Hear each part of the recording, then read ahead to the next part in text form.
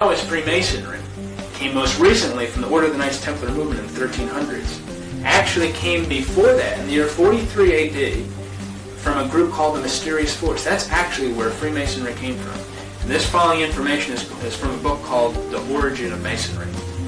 The Mysterious Force was established in 43 AD, and it started when a counselor to King Herod Agrippa came to him and complained that the followers of Jesus had a mysterious force.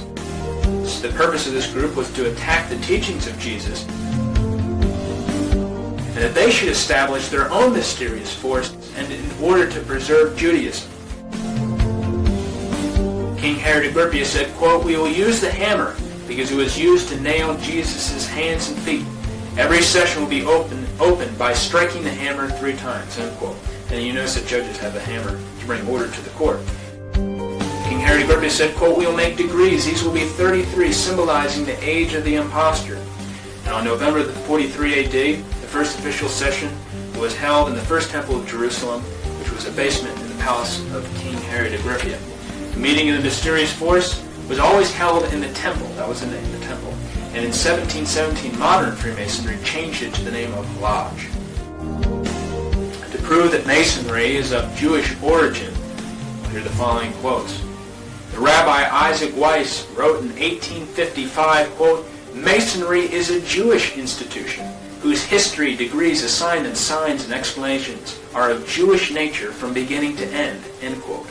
The Jewish historian Bernard Lazare wrote, quote, "It is evident that there are only Jews and Kabbalistic Jews in Masonry's origin," end quote.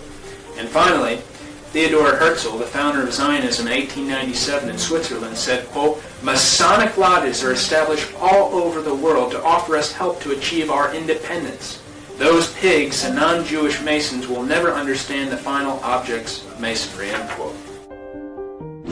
President Barack Obama concludes his 3-day trip to Israel today, and it began early with a trip to Mount Herzl, where he laid a wreath on the tomb of Theodor Herzl, the Zionist visionary who imagined the State of Israel, but who died 40 years before it came into being. The Jewish Encyclopedia, Volume 12, we read, quote, "For the majority of Jews, the Talmud is still the supreme authority in religion," end quote.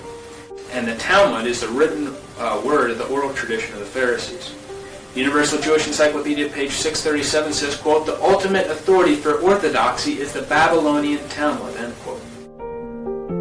In the Talmud, the Catholic holy day is called the Day of Evil. A Christian church is called a house of evil. It is permitted for Christians to be defrauded and deceived. All Christians, including the best of them, should be killed. It's page 172 of the Jewish Encyclopedia. It says that Christ is in hell, punished with boiling hot excrement. And basically, the Talmudic Jews are the main force bringing about, the main power. There are many tentacles of this arm. Also in the Jewish Encyclopedia, there's no criticism of socialism or communism, and there, in fact, they say that they're instrumental in founding and making socialism flourish. In fact, Jewish international bankers financed the Russian Revolution. Now, going back to what all this Freemasonry is rooted in, it's rooted in the Jewish Kabbalah. The Kabbalah is the Hebrew word for received tradition. The Jewish Kabbalah is a medieval Jewish book of occult philosophy and magic based on mystical interpretations of the Old Testament. Kabbalah is important with magicians, sorcerers, witches, Satanists, as well as Masonic philosophers. And all the things that I just mentioned that are rooted, talked about in Freemasonry, gets back and is rooted in the Jewish Kabbalah. The book Morals and Dogma has 65 pages dealing with the Kabbalah. Page 741 of Morals and Dogma says this, quote, "Masonry is a search for light. That search leads directly back to the Kabbalah," end quote.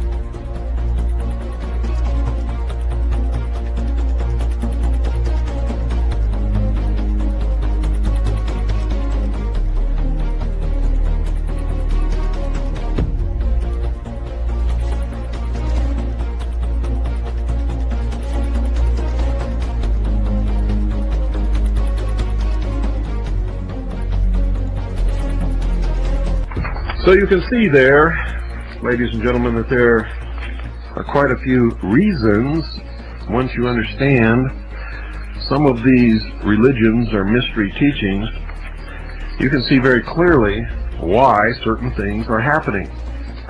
You can understand why your children are being taught certain principles.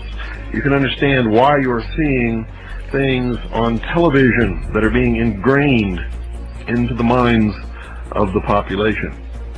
You can better understand the movies of the Walt Disney Studios throughout its history. For Walt Disney was not being kind to you or your children. Walt Disney was practicing a great deception. He was, in fact, teaching the mystery religion to the children. He was, in fact, ladies and gentlemen, setting the stage in the minds of the youth of his generation for the New World Order.